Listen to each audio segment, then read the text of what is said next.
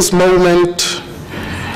This afternoon's session of the Pan-African Parliament was on the theme, the role of parliamentarians in realizing the right to health and achieving health targets in Africa. Former Vice President of Uganda, Dr. Specioza Wandera Kaziwe, who was invited as a special guest and a health expert, told the continental legislators to work for a national health account in their countries across Africa. Is the agenda for our adolescents for health best tackled from the ministries of health?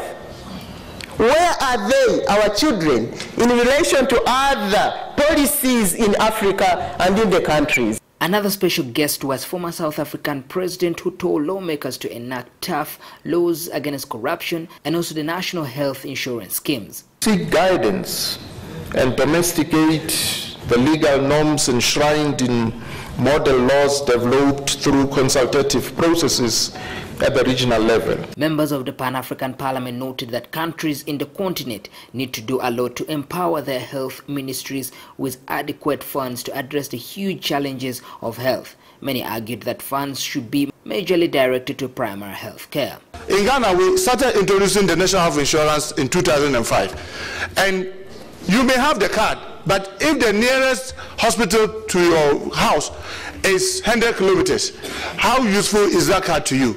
The card is useless. Even if you have the card, and then there's a health facility that is nearby to your house, maybe a walking distance, you get to the facility and there's no health professional. There's no doctor, there's no nurse, no midwife. Go to small arms, for the defense, you go take it to 20-30%. That is a very dangerous precedent, and I think we should discourage that. We have killed enough of our people.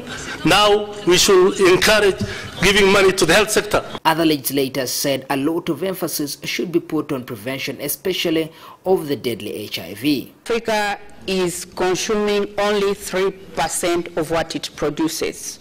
What are the obstacles that face the African manufacturing companies? The Pan-African Parliament consists of 5 members from each of the African countries that are members of the African Union. Members discuss common matters of the continent and resolutions are to be enforced in the member countries. Other lawmakers from the Pan-African Parliament think that the Ministry of Health from the different countries in Africa need also to do a lot, looking at the different structures that are in the ministries. More research, NTV, here at the Pan-African Parliament in Johannesburg.